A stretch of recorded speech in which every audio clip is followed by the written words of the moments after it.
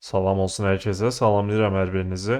Bu dərsimizdə sizinlə senxron və asenkron proqramlaşdırma haqqında danışacağıq. JavaScript-də bunların yeri nədir?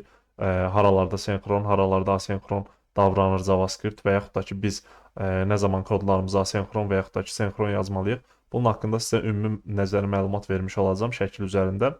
Növbəti dərslərimizdə təbii ki bunu praktik etmiş olacağıq. Sol tərəfi bağlayaq buradan və bunu da biraz böyüdək. Qələmi də buradan keçid eləyə bilərik. Baxın, burada deməli bir senxron, bir də ki asenkron yazılış görünür. Təbii ki, bu qrafiklərdə fərqləri də sizə izah eləyəcəm. Hətta qrafiklərdən birbaşa başlayıb, daha sonra real həyatdan da sizə nümunələr verəcəm. Burada fikir versəz əgər, müəyyən tasklarımız var bizim. 4 dənə task buradadır və 4 dənə task da buradadır. Senxron tərəfdə də deməli 4 dənə taskımız var. Asenkron tərəfdə də 4 dənə taskımız var. Aşağıda fikir versəz, ümumi total deməli sekund, yəni saniyə dəyəri nə qədər olub? Burada 28 olub, burada isə 10 olubdur. Bunun səbəbi nədir? Deməli bu taskların icrası zamanı senxrona baxırıq hələ ki. Taskların icrası zamanı birinci taska 10 saniyə vaxt gedir. Bu 10 saniyə vaxtın keçməsi gözlənilib, fikir verin. Ardıcıl formada davam edib. Baxın. Bu task yekunlaşıb, baxın yekunlaşıb, sonra gəlib bu icra olunub 7-ci saniyə. Bu gəlib yekunlaşıb, sonra 5-ci saniyə icra olunub. Arda-arda fikir verin. Biri digərini gözləyib. Yəni baxın 7-ci saniyə 10-cu saniyəni gözləyibdi. Yəni 10 saniyəyə yekunlaşan işi gözləyibdi. İkinci task birinci taskı gözləyibdi yekunlaşmasını. Üçüncü task deməli ikinci taskı gözləyib, dördüncü task da üçüncü taskı gözləmiş olubdu. Fikir versəz, təbii ki, məntiq olaraq baxanda ən sonuncu öncəkilərin hamısını gözləmiş olur. Amma indi biz ardıcıl olanlara baxdıqda burada biri yekunlaşıb, digəri başlayıb, biri yekunlaşıb, digəri başlayıb. Senxron proqramlaşdırma bu formada davam edibdir. Yəni bunun idarə etməsi də bizə rahatdır əslində. Biz bilirik ki, məsələn, konsollog yazırıq hər hansı bir belə deyək də JavaScript faylında. Ardıcıl formada məsələn 5-ci sətirdən 10-cu sətrə qədər konsollog yazırıq, elə deyil. Bilirik ki, 5-ci sətirdən aşağıya doğru bu kodlar icra olunaraq davam etmiş olacaq. Senxron proqramlaşdırma budur. Asenkron proqramlaşdırma isə baxın. Fikir verin, burada qrafikdə də fərqlilik var və ümumi time-da da 10 göstərilir burada. 10 saniyə göstərilir. Və fikir versəz əgər asenkronda birinin digərini gözləmə kimi bir şansı yoxdur. Yəni run olan kimi bütün proqram başlayan kimi bu taskların hər biri başlayır icra olunmağa paralel şəkildə. Fikir verirsiniz. Task 1 də, 2 də, 3 də, 4 də. Hər biri eyni vaxtda başladı. Deməli burada məntiq olaraq da başa düşürük ki, biz bu işin yekunlaşması ən uzun taskın yekunlaşmasına qədər olacaq. Yəni burada ən böyük task nədir? Yəni hansı taska ən çox vaxt ayrılır? 10 saniyə burada birinci taska ayrılır, belə deyil. Bunlar da hamısı eyni vaxtda başladığı üçün zaten 7 saniyə, baxın kiçikdən başlayaq. 5 saniyə keçəndə ümumi vaxtdan 5 saniyə keçəndə bu üçüncü task artıq yekunlaşmış olacaq. Elə deyil. Burada 6-cı taskın yekunlaşması üçün 1 saniyə qalır da. Daha doğrusu 4-cü taskın yekunlaşması üçün 1 saniyə qalır da. Çünki bu üçüncü task 5 saniyə idi. Bunlar eyni zaman dayanmır ki. Bunlar hamısı eyni vaxtda başladığı üçün, eyni vaxtda davam etdiyi üçün 5-ci saniyədə bu yekunlaşdı, 6-cı saniyədə bu yekunlaşdı, 7-ci saniyədə bu yekunlaşdı və nəhayət 10-cu saniyədə də bu yekunlaşmış oldu. Yəni top yekunda ümumi bizim işimiz 10 saniyə yekunlaşmış oldu asenkronda. Amma senxronda necə oldu? Bu yekunlaşdı, sonra bu başladı icra olunmağa. Hamısı eyni vaxtda icra olunmadı. Yəni biri yekunlaşır, digəri başlayır icra olunmağa. Biri yekunlaşır, digəri başlayır icra olunmağa. Bu formada davam etmiş olur. Hə, açıq-aydın burada görünür ki, vaxtda biz asenkronda uduruq əslində. Asenkronda qabağa düşürük. Yəni nə qədər? Baxın, burada 10 saniyədir, burada 28 saniyədir. 18 saniyə qabağa düşmüş olduq da biz burada. Bunun da səbəbi nə oldu? Qeyd etdiyim kimi, işin yekunlaşmasını gözləmədi asenkron. Hamısı eyni vaxtda davam etmiş oldu. Yaxşı, bunu deyə bilərsiniz ki, bu gözəl üstünlükdür əslində. Yaxşı bir şeydir. Biz performans tərəfdən layihələrimizi asenkron formada deməli idarə etsək əgər, asenkron formada yazsaq əgər, əslində performans tərəfdən çox üstünlük gətirəcək bizim üçün. Bəli, bu doğrudur. Amma burada böyük bir problem çıxır ortaya əslində. Problem deməyək, yəni problem kimi baxa bilərik əslində. Asenkron problemi çıxır ortaya. Bu da nə deməkdir? Bəzi yerlərdə biz sıralamanı gözləməliyik məcburi şəkildə. Baxın, real həyatdan örnəklərlə də izah edəcəm, heç narahat olmayın. Biz bəzi yerlərdə sıralamanı mütləq şəkildə gözləməliyik. Məsələn, örnək olaraq deyirəm, bu asenxrona aiddir. Məsələn, deməli, eventlərin baş verməsidir, time ilə bağlı olan proseslər, məsələn, set timeoutdur, set intervaldır və s. bunları sizə göstərəcəm. Onlar haqqında onlardan başlayacağıq deyə bilərik də. Yəni onlar üzərində yazacağıq əslində. Bizə köməklik göstərəcək müəyyən vaxtı simulyasiya etmək üçün onlar bizə kömək etmiş olacaq. Məsələn, hər hansı bir yerə istək atmayacağıq ilk başlarda. Sadəcə set timeoutla falan biz deməli həmin vəziyyəti simulyasiya etmiş olacağıq. Amma təbii ki, bir neçə dərs sonra artıq biz real deməli istəklərdə göndərəcəyik müxtəlif backendlərə və s. harasa istək göndərəcəyik. İndi nə demək istəyirəm? Asenxronda qeyd etdiyim kimi problem çıxır ortaya. Problem nədir? Baxın, düşünün ki, mənim 2 dənə endpointim var. Yəni backenddə yazılan endpoint var da. Endpoint dediyimiz, yəni URL-dir, bildiyimiz URL-dir. Ora biz istək göndərdiyimiz zaman oradan bizə müəyyən cavab qayıdır. Məsələn, localhost neçə yazırıq? 8080 portunda deyək ki, users adında bu adda bir deməli endpointimiz var bizim. Düşünün, belə bir endpoint var. Buna istək göndərildiyi zaman o bizə userlər qaytarır. Baxın, o bizə userlər qaytarır. Və yaxud da ki, slash yazıb ID də yazsaq ora userin sadəcə məlumatlarını qaytaracaq da bizə, elə deyil. Düşünün ki, 2 dənə endpointimiz var. Biri bir dənə useri gətirmək üçündür bizim üçün. Yəni biz ona istək göndərdiyimiz zaman o bizə useri gətirəcək. Yəni istifadəsini gətirəcək. Hər hansı bir insan adı gətirəcək. Hətta bu qədər sadə dildə deyirəm. Digər endpointimiz isə müəyyən bir ada ya da ID-yə uyğun olaraq məsələn, kommentləri gətirir, şəkilləri gətirir, məqalələri gətirir, hər hansı bir şeydə, yəni bu şəxsin yazdığı məsələn məqalələri gətirir. Baxın, burada 2 dənə proses var da dedik. 2 dənə endpointimiz var, 2 dənə istək göndərəcəyik biz, eyni vaxtda yazmışıq, düşünün bunu. Yəni mən birinci endpointimə istək göndərirəm ki, sən mənə məsələn bu ada sahib userin ID-sini gətir. Məsələn, belə bir şey yazmışıq. Bu ada sahib deməli istifadəçinin ID-sini bizə gətir ver. ID də biz dedik ki, şəxsiyyət vəsiqəsi kimi bir şeydir. Yəni o hər bir şəxsə özəldir, unikdir. Məsələn, bu şəxsin adı Alisadır. O həmin Alisanın müəyyən bir ID-si var. Elə deyil. Həmin ID mənə gəlməlidir ki, mən o ID-ni buradan, baxın bu endpointdən alım, digər bu birisi endpointə istək göndərdiyim zaman ora parametr kimi nəsə olaraq göndərim ki, o ID-ni həmin ID-yə əsasən orada artıq məqalələri versinlər də bu endpoint, elə deyil. O endpointdə mənə gətirsin həmən məqalələri. Yəni proses nə oldu? Birinci bu icra olunmalıdır ki, orada mənə ID gəlsin. Sonra bu birisi tərəfdən nə olmalıdır? Artıq həmən ID-ni parametr kimi nə kimi göndərəcəm mən ora? O ID-yə əsasən müəyyən məqalələr gəlmiş olacaq da mənə, elə deyil. Bu senxron olmalıdır, fikir verdiniz? Yəni bu gəlməlidir, bu yekunlaşmalıdır, mənə ID-ni gətirməlidir ki, mən ID-ni ona göndərə bilim. Amma asenxron olsa bu, asenxron olaraq qalsa bu, yəni necə? Bu ikisi də eyni vaxtda istək göndərsə, baxın, eyni vaxtda birini gözlətməsək əgər, eyni vaxtda istək atanda nə olur? Bu gedəcək ID-ni gətirməyə, elə deyil. Müəyyən ada sahib istifadəsinin ID-sini gətirəcək. ID məsələ bu işini görəcək. Amma bu sağ tərəfdə olan endpointimiz, yəni bu ikinci endpointimizə ID lazımdır axı. Həmin ID-yə əsasən müəyyən məqalələri gətirsin. Bu birinci endpointdən istək gəlib bizə çatmadığı üçün hələ bizdə ID də yoxdur, elə deyil. Buna bir şey də göndərə bilmirik. Bu sadəcə boş gedəcək ora. Əlində də bir şey olmayacaq. Yəni o nə biləcək, nəyə əsasən məqaləni seçəcək orada. Fikir verdiniz, problem çıxdı bizim üçün.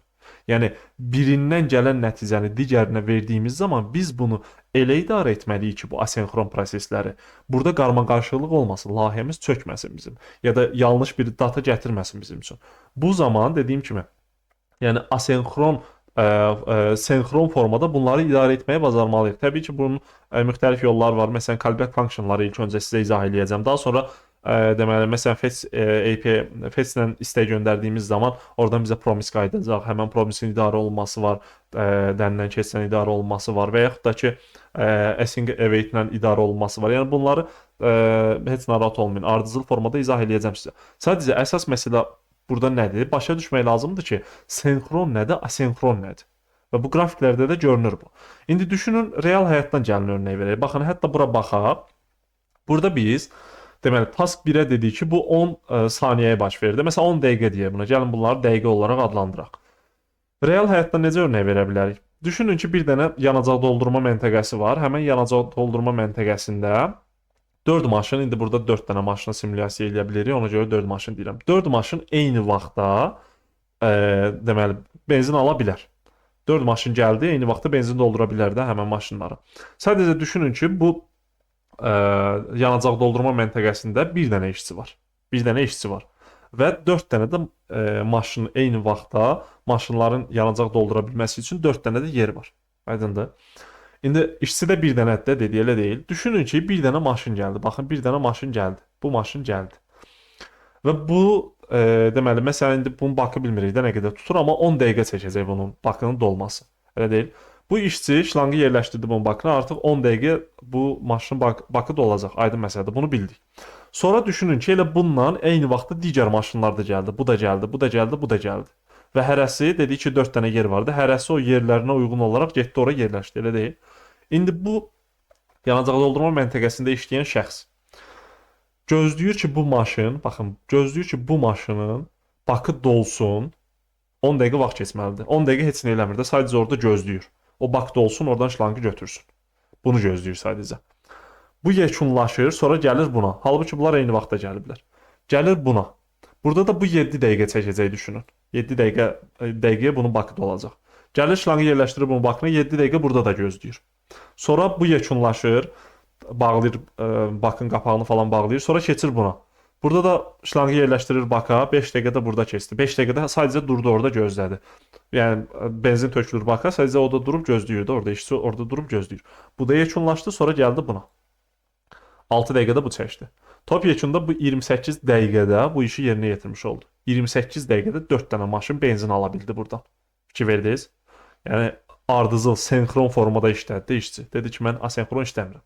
Amma indi asenkron işləsəydi bu işçi necə olardı? Burada təbii ki, biz robotik tərəfinə baxırıq. Yəni mənəvi tərəfindən danışmırıq. Burada ola bilər bəli bir işçinin orada işləməsi əslində düzgün deyil. Sadəcə biz robotik tərəfinə baxırıq da. Yəni simulyasiya eləmək istəyirik real həyatla bunu. Baxın, burada da asenkron yazılış var. Burada necə işləyir? Baxın, bu yanacaq doldurma məntəqəsində olan işçi necə işləyir? Maşınlar eyni vaxtda gəldi düşünün, elə deyil. Burada da eyni vaxtda gəlmişdi, amma bu sıra ilə də hansı birinci gəlib deməyək, yəni hansına ilk yaxınlaşdısa onu gözləyirdi, orada elə deyil. Burada isə necə oldu? Burada maşınlar eyni vaxtda gəldi, elə deyil. Bu neynədir? Baxın, bu neynədir? İlk öncə bu var, burada task 1. Düşünün ki, buna yerləşdirdi o, baka yerləşdirdi şlangı və 10 dəqiqə çəkəcək. 10 dəqiqəni orada gözləmir. Gəlir buna da şlangı yerləşdirir. 4 dənə yer var axı onsuz dedik. Buna da yerləşdirir, sonra bunu da gözləmir. Gəlir buna da yerləşdirir o şlangı, buna da yerləşdirir. Baxın, eyni vaxtda bunları düşünün, eyni vaxtda elədi də hamısını düşünün. Artıq burada nə olacaq? Bu şəxs gözləyəcək, elə deyil. Gözləyəcək ki, görək ilk hansı maşında olsa oradan şlangı götürsün ki, o insan getsin oradan. O maşın getsin də oradan, elə deyil. İlk öncə hansıda olacaq? Bu task 3. Elə deyil. Bu maşın ilk öncə benzin aldı. 5 dəqiqəyə doldu da, belə deyil. Sonra gəlir, ondan sonra bu. 1 dəqiqə sonra bu da olacaq. Bunu götürəcək, sonra bundan da 1 dəqiqə sonra bu da olacaq. Bundan da artıq neçə dəqiqə? 3 dəqiqə sonra bu da olacaq. Ümumi yekunda ən böyük maşın neçə dəqiqə dolurdusa, bunun gördüyü iş də o qədər oldu əslində. Gördüyü iş deməyək əslində, yəni vaxt o qədər getmiş oldu 4 maşının dolması üçün. Aydındır? Çünki asenkron işlədi. Bu gözləmədi. Bir maşının dolmasını gözləmədi. Bu maşına şlangı yerləşdirdi. Bu dedi ki, sən işi gör burada. Sən dolandan sonra mən sənə gəlib yaxınlaşacağam. Aydındır? Getdi o birisi işi görməyə. Ona da yaxınlaşdı. Ona da dedi ki, sən işi yekunlaşdığında da yaxınlaşacağam sənə. Getdi o birisinin yanına. Fikir verdiniz, asenkron işlədi. Və bu da təbii haldır ki, vaxtdan udmaq üçündür. Vaxtdan udmuş oldu burada bu şəxs. Yəni bu birinci senkron işləyən 28 dəqiqə bu işi yekunlaşdırdı, eyni iş görüldü. Amma bu 28 dəqiqə yekunlaşdırdı, bu isə 10 dəqiqə yekunlaşdırdı. Burada 18 dəqiqəlik bir fərq ortaya çıxmış oldu. Və yaxud da ki, gündəlik həyatdan bir dənə örnək verək. Məsələn, paltar yuyan maşınına örnək verə bilər evdən, qab yuyan maşından da örnək vermək olar. Yəni fərqli bir cihazdan, kofe maşınından da örnək vermək olar bunun haqqında. Asenkron və yaxud da ki, senkron olması haqqında. Düşünün ki, paltar yuyan maşına hər hansı bir paltarlar atıldı ya da qab yuyan maşına müəyyən bir qablar yerləşdirildi, elə deyil. Qabları o maşına qoyandan sonra onun rejimi var da, indi məsələn nə qədərsə vaxta qoyuruq ki, bunlar yuyulsun, elə deyil. Həmin o yuyulma müddətində biz durub o maşının başında gözləyirik ki, bu işin yekunlaşdırsın. Yox, gözləmirik ki, onu qoyduq ora və salam gedirik, öz işimizi görürük də biz. Elə deyil. O yekunlaşanda siqnal verir ki, gəl artıq mən yekunlaşdım. Gedib onu götürürük orada. Və yaxud da ki, kofe maşını, məsələn, kofeni qoyuruq, tutalım neçə dəqiqə sonra bu kofeni hazırlayacaq bizim üçün. O kofenin hazırlanmasını biz onun başında gözləyirik. Məsələn, vurduq, tam 5 dəqiqə çəkəcək. Biz gözləyirik 5 dəqiqə başında. Heç bir şey eləmirik. 5 dəqiqə başında gözləyirik ki, kofe hazırlansın, oradan götürüm. Elə eləyirik? Yox, elə eləmirik ki. Kofeni yerləşdiririk, gedirik öz işimizi görürük. Nəsə bir işimiz varsa onu eləyirik. Həmin o kofe maşını siqnal verir ki, mən artıq kofeni hazırladım da gəl götür. Götür apar kofeni. Elə deyil? Yəni data hazır olanda, məhsul hazır olanda həmin cihaz bizə xəbərdarlıq etmiş oldu, fikir verdiniz. Asenkron proqramlaşdırma da bu formadadır. Yəni vaxt aparan proseslər, baxın, asenkron formada idarə olunan vaxt aparan hər hansı bir şeylər, məsələn, database-ə istək göndərmək, backend tərəfdən danışıram, və yaxud da ki, backendin özünə frontdan istək göndərmək, və yaxud da ki, bir backenddən digər backend-ə istək göndərmək. Bu istəklərdir və yaxud da ki, set timeout-dur, set intervaldır, bunların yazılması və yaxud da ki, klik dediyim, yəni eventlərin yazılmasıdır. Eventlərdən ən sadə yolla biz callback funksiyonlardan zaten istifadə edirik eventləri yazdığımız müddətdə. Bunu da göstərəcəm sizə. Bu zaman məsələn event yazmışıq ora, biz orada nə deyirik? Klik olanda bu iş icra olunsun. Elə deyil? Yəni biz bunu idarə etmiş oluruq. Deyirik ki, bu olandan sonra bu icra olunmuş olsun. Bunu demiş oluruq. Yoxsa biz onu deməsək bizim layihə donacaq. Necə donacaq? Yəni gələcək həmin kod, məsələn, kodları oxuyacaq, görəcək ki, burada klik var. Gözləyəcək ki, burada klik olunsun. Kliki gözləyəcək. Səhifə donacaq həmin müddət ərzində. Biz də bilmirik nə vaxt olacaq o. Amma JavaScript bu prosesləri yekunlaşdırsaq əgər, bu prosesləri necə idarə edir? Biz əslində gündəlik həyatda necə davranırıqsa, vaxtımızı səmərəli istifadə etmək üçün JavaScript bu formada idarə edir əslində. Kofe maşınına kofeni verdiyimiz zaman başında gözləmirik ki, onu yekunlaşdır bunu, mən burada sən o kofeni götürüm sonra gedim. Elə deyil. Yəni o kofeni yerləşdirdik, çıxıb gedirik öz işimizi görürük də. Eynilə JavaScript bu formada işləyir. JavaScript bir dənə thread üzərindən işləyir. Threadin nə olduğunu bilməməyimiz normaldır, amma sadəcə belə başa düşə bilərsiniz ki, yəni axış bir dənə kanaldan olur da, belə sadəcə bu qədər bilsəz kifayət edir. Və bu da o deməkdir ki, bir vaxtda yalnız bu eyni işi görə bilmiş olacaq. Aydındır? Amma burada onun köməyi ilə gəlir, Node.js tərəfdən köməyi ilə gələnlər var və yaxud da ki, Web API tərəflərində köməyinə gələn var. Yəni brauzerin üstünə atmış olur və yaxud da ki, Node.js-in üzərinə atmış olur ki, sən bunu Node.js-də də arxa tərəfdə işləyən mexanizma var. Bu mexanizmada əslində o threadlərə bölərək, o belə deyək də, asenxronu idarə etmiş olur. Amma nəyi demək istəyirəm mən? Yəni bizim asenxron olmayan kodlarımız zaten birbaşa icra olunmuş olacaq. Amma senxron olanlar kənara atılmış olacaq. Necə kənara atılmış olacaq? Kənarda gözləyəcək. Nə vaxt yekunlaşsa, biz onu elə yazacağıq ki, nə vaxt yekunlaşdısa, həmin vaxt artıq o axışa qoşulsun. Aydındır? Bunun da idarə olunması bu JavaScript-də əslində JavaScript motorunun belə deyək də işləmə prinsipi var. Event loop-un işləməsidir. Daha sonra Callstack-ın işləmə prinsipi var. Orada Web API necə bu proseslərə qoşulur, queue'lər necə bu prosesə qoşulur. Əslində bunları event loop-u sizə izah etdiyim zaman izah edəcəm. Yəni orada bunu daha aydın başa düşəcəksiniz. Amma hal-hazırda dediyim kimi senxron və asenxronun fərqini başa düşmək lazımdır burada. Biz dediyimiz kimi, bəli, asenxron bizim işimizi rahatlaşdırır. Biz gündəlik həyatda vaxtımızı necə səmərəli istifadə ediriksə, asenxron da bunu etmiş olur əslində. Yəni bir vaxt aparan proses varsa, onu gözləmir. Onu kənara sürüşdürür, belə deyə bilərik. Orada o icra olunur. Nə vaxt hazırlansa, gəlib o axışa qoşulacaq artıq. Callstack-də işləmiş olacaq. Amma normal formada vaxt aparmayan proseslər varsa, vaxt aparmayan dediyim bilirsiniz nə deməkdir? Bu, yəni gözləmə mənasında deyirəm də vaxt aparmaq. Təbii ki, hər bir şeyin müəyyən bir vaxt limiti var. Həmin vaxt ərzində icra olunur. Amma bir də var ki, biz elə proseslər var ki, məsələn, istək göndəririk harasa SQL-ə və yaxud da ki, backend-ə. Biz bilmirik də orada nə qədər vaxtda bizə cavab qayıdacaq. Burada 1 saniyə də ola bilər, 5 saniyə də ola bilər. Bəli, bu saniyələr az vaxt əslində, amma bu proqramlaşdırmada əslində böyük vaxtdır bunlar. Yəni biz layihəmizdə müəyyən millisaniyəni belə hesablamalıyıq ki, əslində performans tərəfdən necə təsir göstərmiş olacaq. Yəni dediyim kimi, asenxron proqramlaşdırma bəli gözəldir, amma bunun idarə olunmasını da biz bilməliyik ki, bəzi yerlərdə biz onu əslində senxron kimi davranmağa məcbur etməliyik ki, qoy bizim kodlarımız normal formada düzgün işləsin, bizə data düzgün formada gələ bilsin. Və yaxud da ki, bəli, asenxron formada davam edə bilər, kənarda icra olunsun, deməli, proqramın axışı normal formada davam etsin, proqramımız donmasın, onun nəticəsi də hazır olanda artıq gəlib axışa qoşulub davam etmiş olsun. Bu formada da olacaq, fərqli-fərqli yanaşmalarımız olacaq təbii ki bizim. İndi bu qədər senkron və asenkron haqqında bu qədər nəzəri məlumat mən düşünürəm ki, kifayət eləyir və burada da misallar göstərdim. Real həyatdan baxın, örnəklər verdim sizə. Yəni bu real həyatdan o qədər örnəklər vermək olar ki, məsələn, hər hansı bir aşpazdan da örnək vermək olar. Düşünün ki, hər hansı bir aşpaz müəyyən yeməkləri ardıcıllıqla hazırlayır və yaxud da ki, hamısını eyni vaxtda hazırlamağa çalışır. Hansı bunun üçün performanslı olar? Bu tərəfdən var. Hamısını eyni vaxt. Məsələn, bir insan sadəcə bir işi görürsə əgər, o örneğin bankdan məsələn misal verək. Banka getdiyimiz zaman orada növbə götürürük, elə deyil. Həmin növbə bizə çatana qədər, yəni bizim növbə gələnə qədər biz orada bankla bağlı bir proses eləyə bilmirik. Elə deyil. O növbəni gözləməliyik biz. Senkron formada davranmalıyıq biz. Yəni bu formada gündəlik həyatımıza baxdığımız zaman senkron, asenkron bizim həyatımızdadır zaten. Sadəcə bu proqramlaşdırmaya tətbiq olunubdur. İndi biz bunlarda dediyim kimi İlk öncə simulyasiya etmiş olacağıq. Set timeout-la, set intervalla, yəni bütün ənənəvi versiya deyə bilərik. Onun üzərindən sizə göstərəcəm bunu əslində praktik olaraq ki, bu problem necə ortaya çıxacaq, asenkron problemi necə ortaya çıxmış olacaq və yaxud da ki, necə bizə üstünlük gətirmiş olacaq və nə zamanda biz senkronu istifadə etmiş olacağıq. Əslində senkrondan istifadə edirik normal formada. Amma JavaScript-də bəzi, belə deyək də, demək yazılar var ki, bəzi kodlar var ki, onlar asenkron formada davranır. Biz onu idarə etməyə bacarmalıyıq ki, bizim layihəmiz belə deyək də gözlənilməyən nəticələr verməsin bizə. Aydındır? İndi növbəti dərsimizdə set timeout və set interval haqqında danışaq və onlarla simulyasiya etməyə çalışaq bu asenkron proqramlaşdırmanı və bu formada dərsimizə davam etmiş olaq. Növbəti dərsdə fərqli mövzu ilə davam etmiş olacağıq. Növbəti dərsdə görüşək.